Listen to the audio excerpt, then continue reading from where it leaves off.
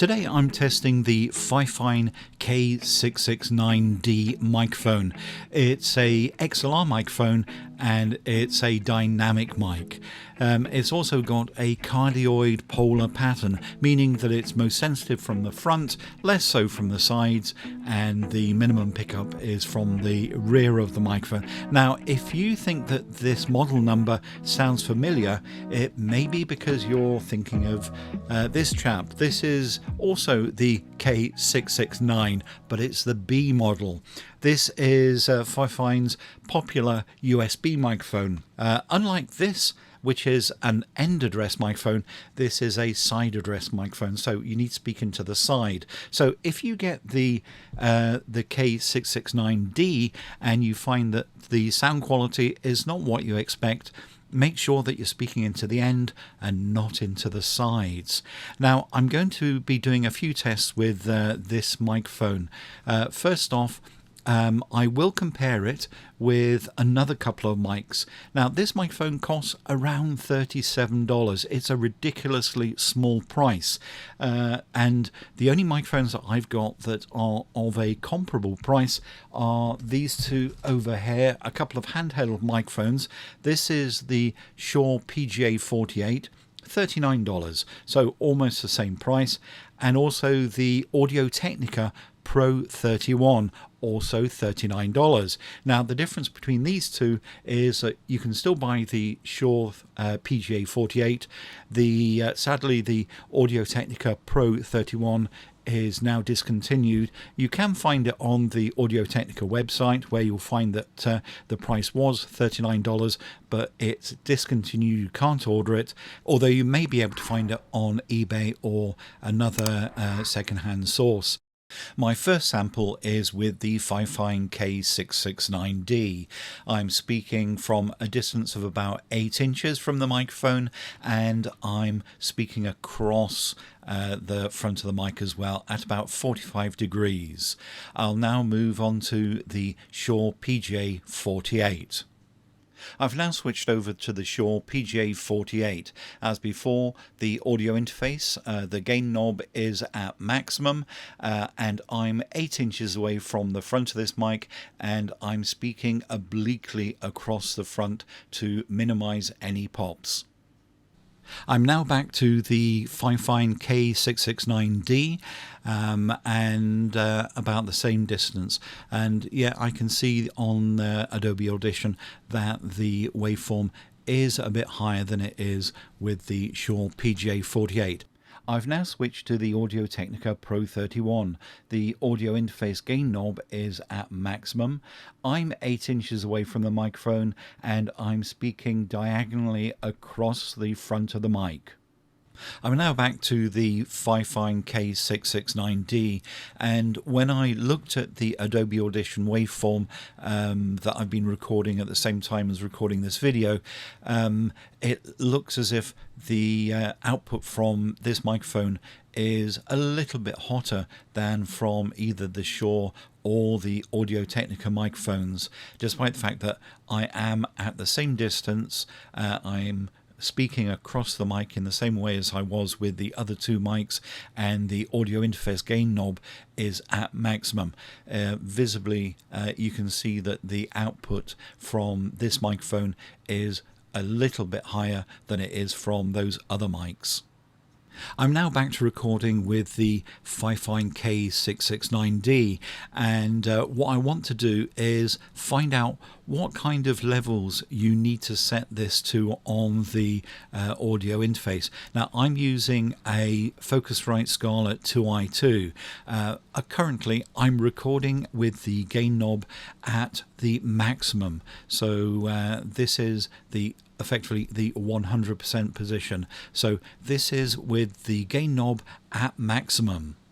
This is with the gain knob on the Focusrite 2i2 turned down to the 3 o'clock position, and I can see that the waveform on Adobe Audition has come way down. I'm probably now peaking somewhere between about -24 and maybe occasionally approaching -18 dB. I'll now turn the level on the gain knob to the 12 o'clock position. I now have the gain knob on the 2i2 at the 12 o'clock position, and I can see on my Adobe Audition waveform that it's way down, and this is far too quiet for you to actually record at.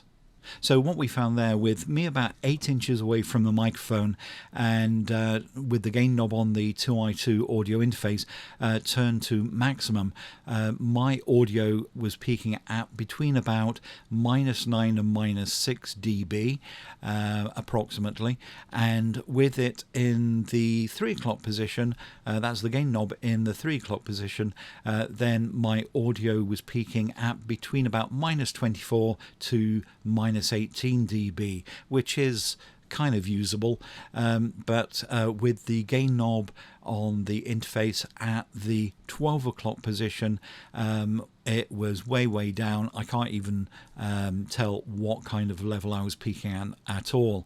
You could amplify that, but you'd also be raising up lots of background noise as well, so not really usable at all.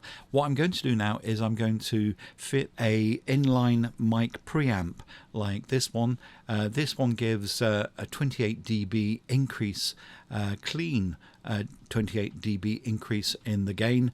The reason for doing that is I want to see whether that extra boost in the gain will mean that we don't have to work the mic preamps inside the audio interface quite so hard, and whether that will actually show up in an audible difference in the sound quality. It may not, it may do, but that'll be more to do with the quality of the mic preamps on the interface and this, rather than anything to do with the microphone, but it will be interesting to know what difference it makes, if any. I now have the inline mic preamp fitted. It's plugged in here at the back of the microphone, and I've turned the input gain on the 2i2 audio interface down to the 9 o'clock position, so not far off from the minimum, and I can see that I'm peaking at about -24 dB in Adobe Audition at the moment, and I'm 8 inches from the microphone. I'll now turn this up to the 12 o'clock position. I've now turned the gain knob on the audio interface to the 12 o'clock position, and looking at Adobe Audition I can see that I am peaking at a little bit over -9 dB, so it has made quite a bit of a difference. So does having the inline mic preamp make any difference to the sound quality, because we're not having to push the internal mic preamps on the audio interface? A few seconds more of me speaking with the inline mic preamp and the gain on the audio interface at the 12 o'clock position, and then I'll take away the mic preamp and turn the gain on the audio interface back to maximum. I'm now back to no inline mic preamp, and the gain knob on the Focusrite 2i2 is back up to maximum, and the audio level that I can see in Adobe Audition is approximately the same as with that mic preamp in, but with the gain knob turned quite a bit down. So which one sounds better? Does it sound better without the mic preamp, or does it sound better with just cranking up the gain knob on the Focusrite 2i2? The next test that I'm going to perform is the computer noise rejection. I've got the 3 computers off to my right hand side, and I will turn this microphone through 180 degrees. This is with the microphone pointing towards me and with the PCs directly behind the microphone. I'll be quiet for a second so you can hear what the sound of the PCs is like.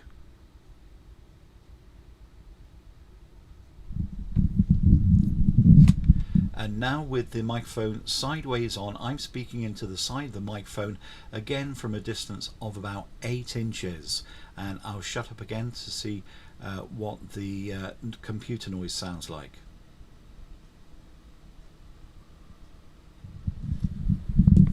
And finally, And finally, I've turned the microphone all the way around so it's pointing at the PCs and I'm speaking into the back of the microphone.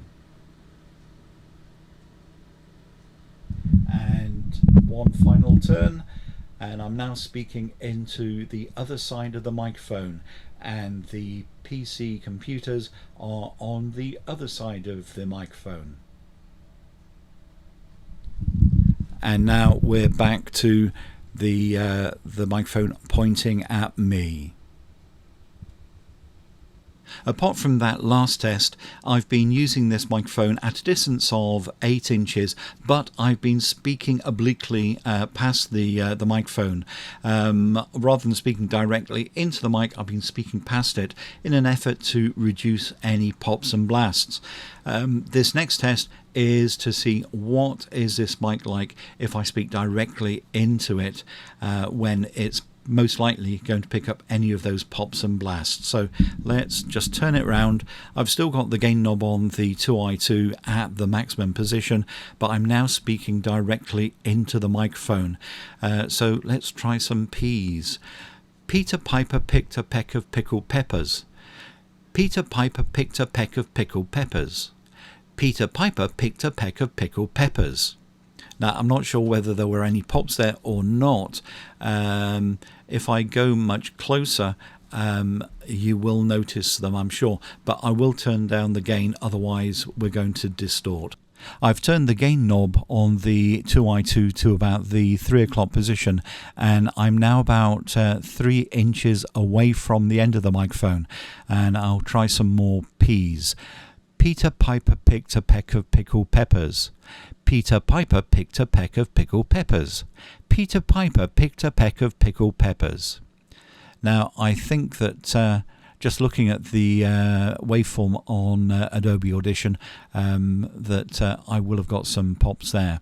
Now, looking at the instructions for, or the user guide for this microphone, Fifine actually suggests using this at a distance of 1.5 to 4 inches.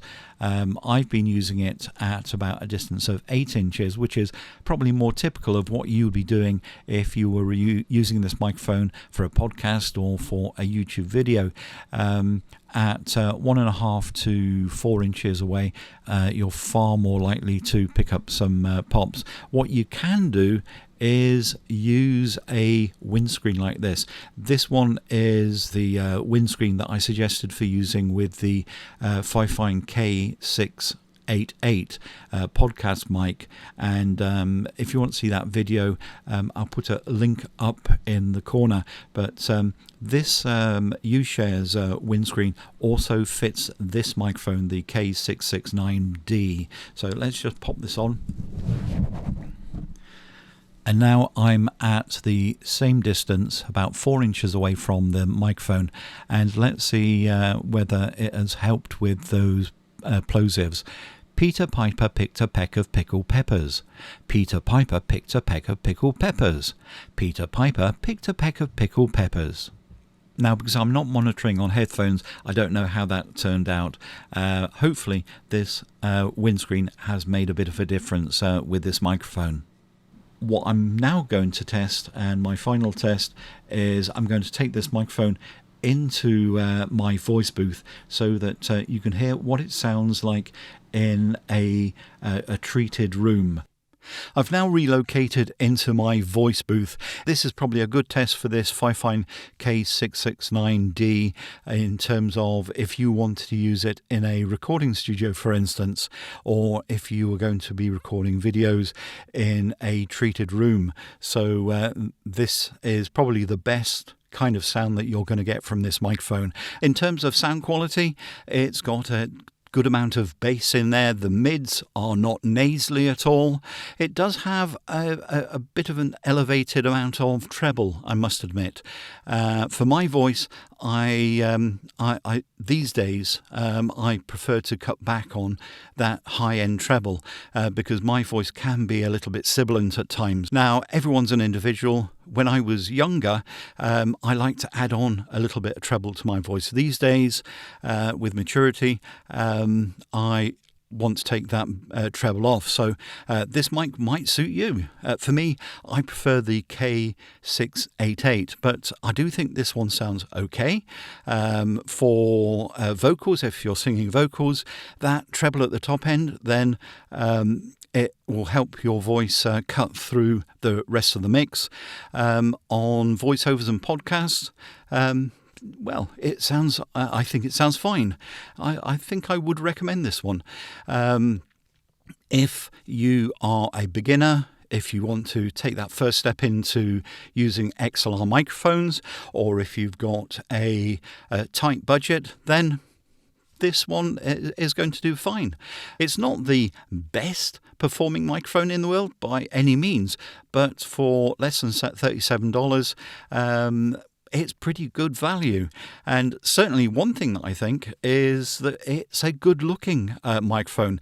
It's one of the best looking microphones in that budget end when it comes to, if you were using it on a YouTube video or a podcast, then it looks good at less than $37. I still think that you're going to get an awful lot of microphone for your money, and it's pretty decent. Now, finally, and I promise this is the final point, this microphone, according to the user manual, you should use it at a distance of 1.5 to 4 inches. The reason why Fifine suggests that in the user manual is because they're saying that to get the full frequency response, you want to use that distance to the microphone. So I'm going to show you or let you hear what this microphone sounds like at that distance. Now I'm going to have to turn the gain knob on the Focusrite 2i2 down, otherwise I'll end up overloading the input and distort. So give me a second and I will turn down those meters and swap over back to using this microphone. I've now put the gain knob on the Focusrite 2i2 to about the 4 o'clock position, and being closer to the microphone, I'm now about a couple of inches away from the end of the microphone. It's going to be more liable to pop. So what I suggest is putting a foam windscreen on. So hopefully it will eliminate a lot of the pops and blasts with me being much closer to this microphone. But using this microphone at a distance of between 1.5 and 4 inches, as the user guide suggests, allows the proximity effect to kick in, and that warms up the bass end, which helps to balance against the boost in the treble end that this microphone has, giving you just a more balanced sound. And if you like this bassy sound, then fine, go ahead and use it. But I would tend to have this microphone a little bit further away. So that's my look at the Fifine K669D, an XLR dynamic cardioid microphone. If you found this video useful, then please like and subscribe. And to make sure that you don't miss any of my new videos, please hit that notification button. Until next time, thanks for watching.